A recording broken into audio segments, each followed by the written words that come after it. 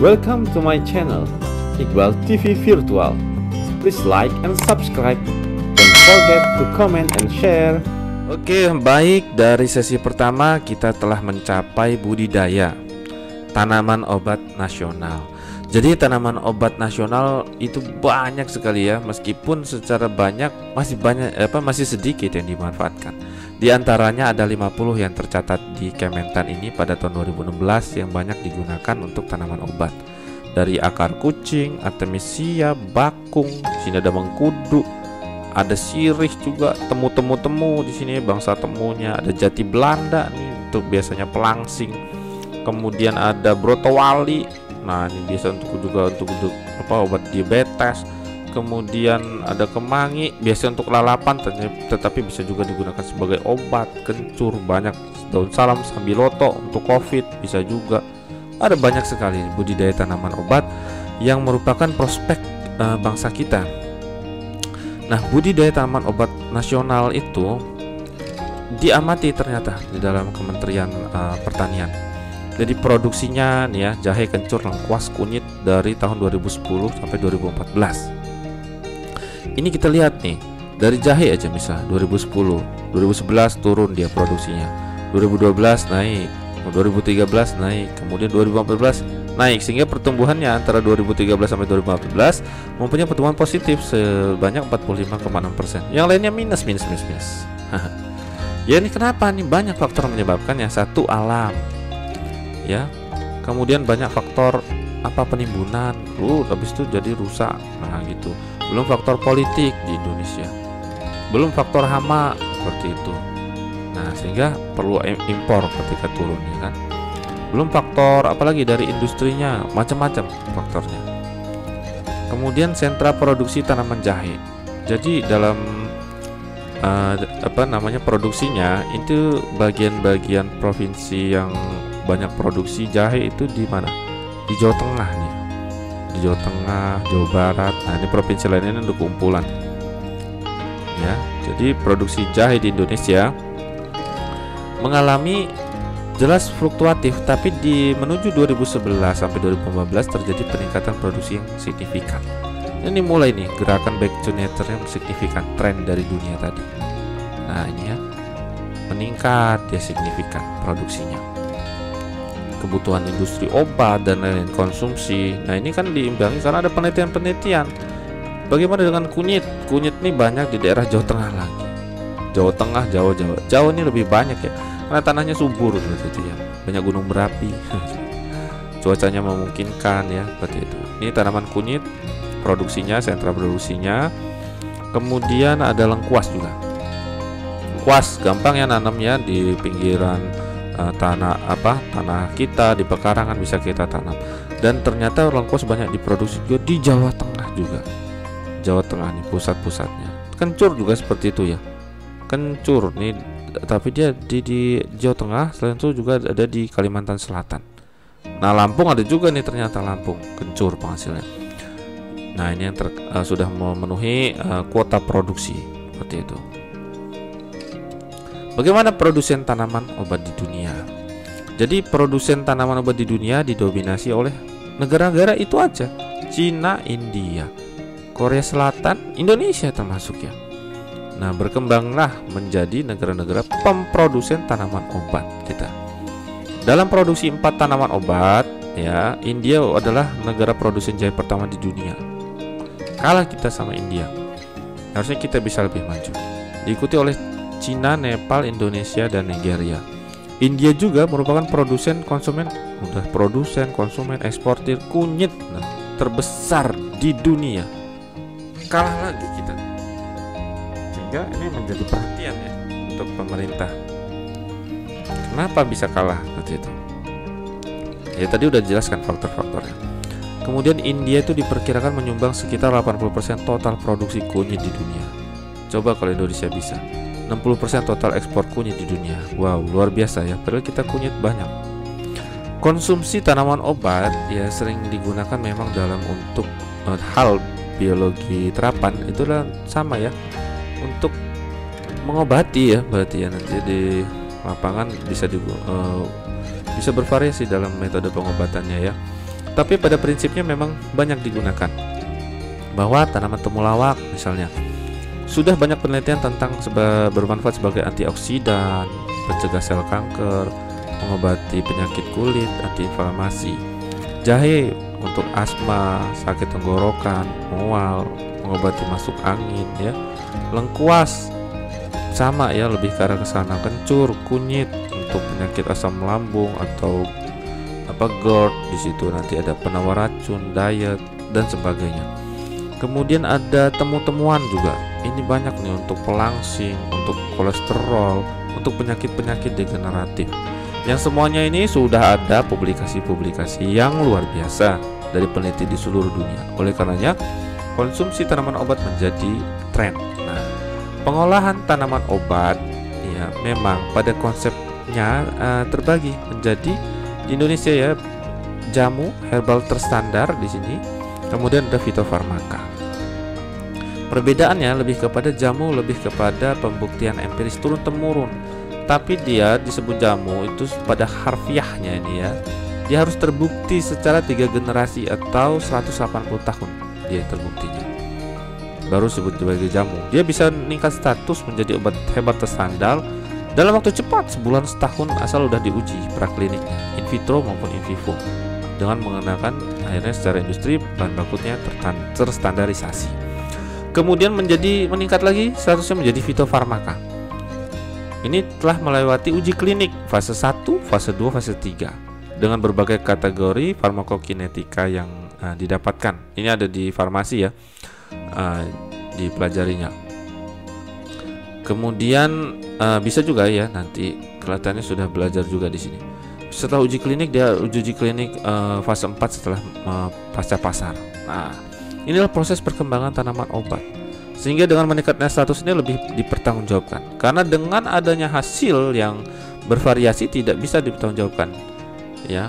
Oh, di sini temulawak, di sana kok bisa beda sih, cara ngolahnya beda. Nah, itu susah di Indonesia. Karena di luar negeri harus terstandar. Itu yang menyebabkan berbeda hasilnya. Nah, bagaimana dengan penanganan pasca panen dari komoditi herbal yang ada?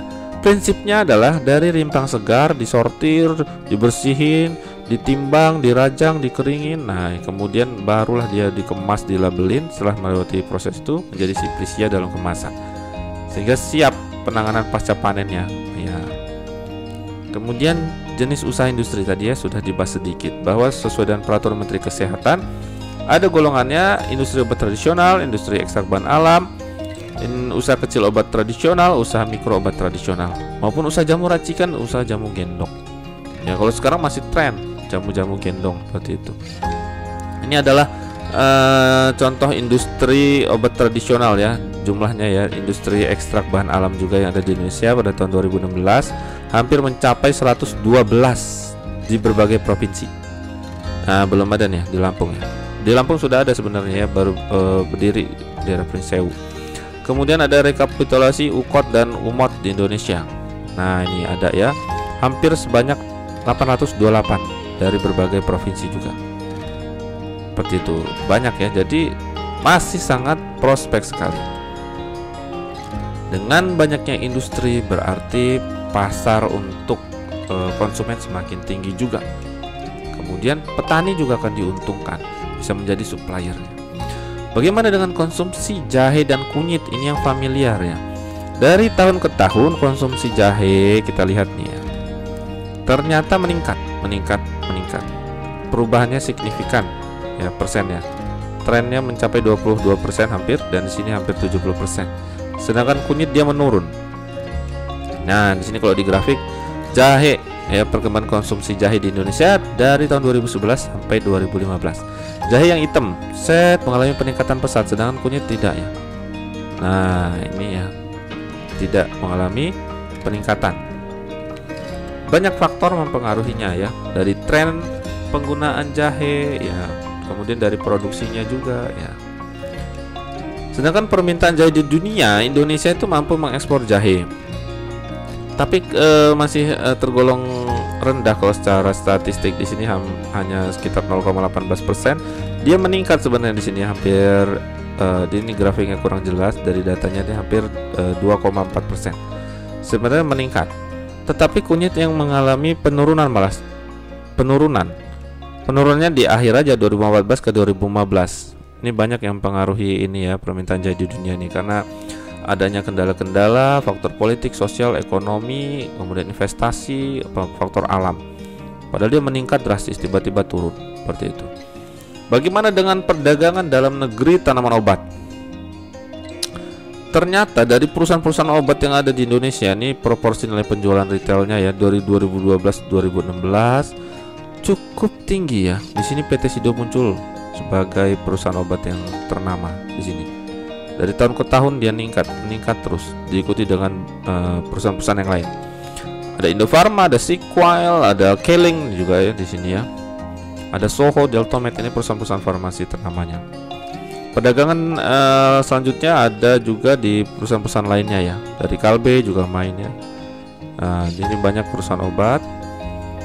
Ada Konimek ya, obat batuk Konimek, bahan alam ya gitu ya. Temposcan, Spesifik, ini perusahaan-perusahaan obat ternama. Intinya pergerakan ini akan selalu mengalami peningkatan. Memang tidak semua perusahaan farmasi atau di sini kan ada perusahaan farmasi yang memecah nih. Kalbe Farma ada sintetis, ada alamnya juga, sehingga perkembangannya lambat. Mereka tidak fokus, beda dengan PT Sido muncul gitu. Nah ini perkembangan itu dipengaruhi oleh alur bisnisnya seperti itu. Bagaimana dengan persentase jenis obat? Nah, persentase jenis obat yang diproduksi dengan bahan baku tanaman obat ini berdasarkan fungsinya nih. Lebih kepada banyak di batuk, demam proporsinya. Ada sama suplemen diet. Nah, ini trennya ya, sehingga industri akan terpengaruh dari tren ini. Kenapa ngikutin tren ya? Kalau nggak ngikutin tren nanti ya rugi, udah produksi nggak laku. Nah, dari sekian data itu ada juga dikenal jalur distribusi ini tanamannya. Jadi dari petani narik terus ke pedagang, pengumpul, ke eksportir. Nah, habis itu bermuara di pedagang besar, level kecamatan atau kabupaten.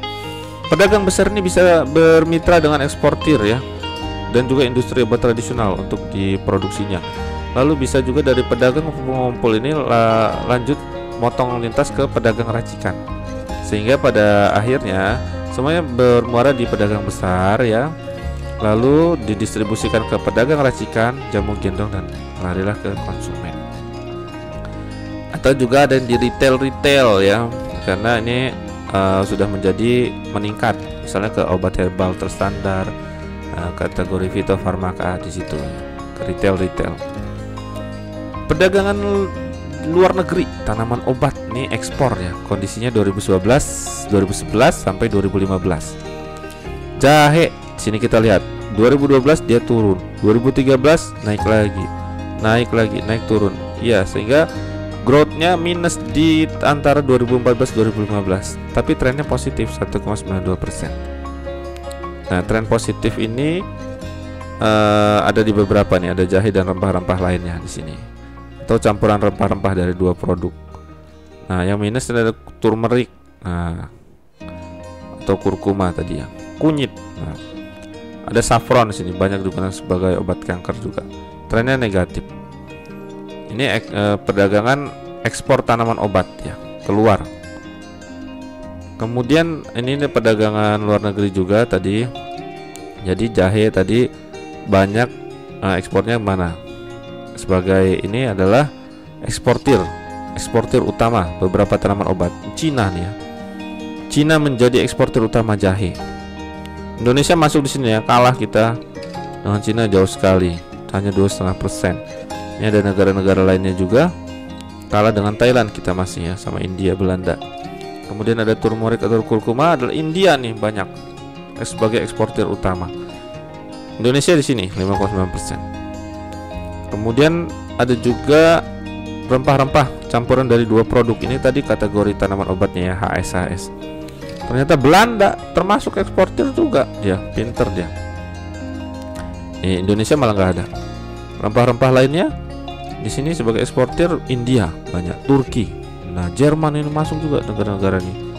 Nah, jangan-jangan mereka mengolahnya lagi seperti itu kan. Perkembangan impor. Nah, perkembangan impor untuk tanaman jahe ya, adalah impornya.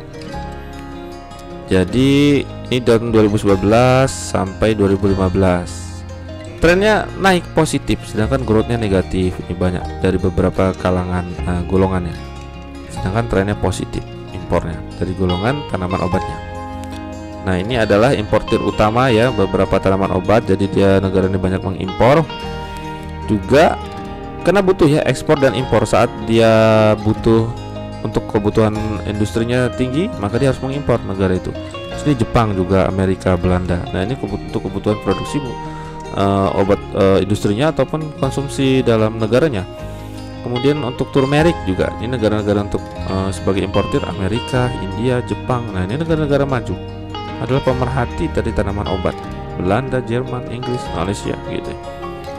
Kemudian ada juga dari rempah-rempah kategori HS ini 091091, ternyata Belanda, Inggris, Arab Saudi. Nah, sebagai importir utama juga. Dan juga dalam kategori rempah-rempah lainnya, Jepang masuk juga, Arab Saudi banyak, Amerika, Jerman adalah negara-negara importir beberapa tanaman obat. Jadi dalam ekspor impor selalu imbang ya, karena kebutuhan itu terkadang negara kurang atau negara lebih untuk devisanya atau untuk kebutuhan industrinya. Lalu bagaimana dengan kinerja perdagangan yang ada di Indonesia? Kita ekspor jahe. Nah, ekspor jahe nih di dunia ke banyak negara, dari Bangladesh sampai ke Inggris. Dari tahun 2011 sampai 2015 ekspor jahe menjadi tren peningkatan ya, 146%. Tapi pertumbuhannya rendah ini. Di antara 2014 sampai 2015 turun drastis. Turun ya. Ini pengaruh beberapa faktor tadi itu yang dijelaskan di sebelumnya. Nah, ini jadi perhatian juga kenapa bisa rendah. Kinerja perdagangan di Indonesia dalam impor jahe. Nah, kita juga ngimpor dari mana? Dari negara-negara besar juga, terutama dari Cina nih banyak. Nah, ini ya, banyak impor di tahun 2014 sampai 2015 tadi kan, karena ekspornya jadi rendah kita ngimpor. Seperti itu. Ini adalah negara-negara pengimpor kita nih ya, yang ngirim ke kita. Nah, ini harus diperhatikan. Jadi kondisi politik kita akan sangat mempengaruhi kondisi pertanian kita dan kondisi pengobatan pengembangan fitofarmaka. Nah, ini ekspor kunyit. Nah, ini impor jahe tadi ya. Tadi kita impor, kemudian ekspor kunyit. Ekspor kunyit kita juga luas sebenarnya ke India dan negara-negara maju lainnya. Pertumbuhannya banyak yang positif. Tuh, ke Argentina seperti itu, kebutuhan di sana tinggi. Banyak positif. Kemudian impornya juga banyak juga kita impor dari mana nih yang banyak pertumbuh? Dari Belanda. Nah, mungkin dari sana saat itu kebanyakan surplus produksi, terus tuh kita butuh industrinya. Nah, yang menjadi kekurangan adalah terkadang impor kita ini adalah dijadikan bahan bisnis gitu ya. Ya, jadi untuk pejabat misalnya impor terus. Nah, ini yang harus dihindari. Ada faktor-faktor X lain yang mempengaruhi kinerja perdagangan di Indonesia. Untuk daya saing sendiri, kita berada di dalam 6 terbesar. Ya, meskipun besar tapi kok kita kalah padahal jahe kita banyak gitu. Kenapa kita kalah? Karena banyak ya, ketika mengekspor tuh banyak standar-standar yang harus dipenuhi, kandungan batasan, certificate of analysis yang harus dipenuhi. Nah, Indonesia ini jahenya malah lebih kebanyakan aflatoksinnya, kemudian quality controlnya kurang, sehingga daya saingnya menjadi kalah dengan negara-negara lainnya. Bahkan kita kalah dengan Thailand, kalah dengan Peru. Sedangkan untuk di kunyit nih misalnya, kita berada dalam posisi ketiga karena kunyit kita lebih bagus kayak gitu kondisinya. Nah, sayang ya, jadi ini harus diimbangi. Dimana kita harus memperhatikan dari industri itu sebagai eksportir harus memperhatikan batasan-batasan atau packagingnya, harus perhatikan dari tanaman obat yang akan kita ekspor seperti itu, jika akan mempengaruhi daya saing. Sehingga daya saing ini adalah pangsa pasarnya di suatu negara dibagi pangsa pasar total seperti itu. Yang menjadi PR bagi kita adalah, dan adik-adik tentunya tidak semua kita bahas di sini di kuliah singkat ini, meskipun mengupas banyak, tetapi yang menjadi tantangan adalah bagaimana masa depan tanaman obat di Indonesia. Dan harus kita cari bagaimana peluang dan tantangan perdagangan tanaman obat Indonesia, dan bagaimana membangun industri dan perdagangan tanaman obat Indonesia untuk menjadi lebih baik industrinya. Ya, tadi hampir 1000-an saja baru 5% fitofarmaka saja yang bisa dieksplorasi, dan ini membutuhkan perjuangan dari adik-adik sekalian biologi terapan untuk mengeksplor lebih tanaman obat juga bersama farmasis juga di sini ada, bersama dunia kedokteran juga, bersama tentunya dengan dunia pertanian sebagai pemerhati untuk pemasok supaya perkembangan tanamannya menjadi baik seperti itu dan menghasilkan metabolit sekunder yang baik. Oke, mungkin begitu saja ulasan mengenai komoditi herbal sebagai tanaman obat ya. Mudah-mudahan Indonesia kita bisa maju. Majulah Indonesiaku bersama Fitofarmaka. Wassalamualaikum warahmatullahi wabarakatuh.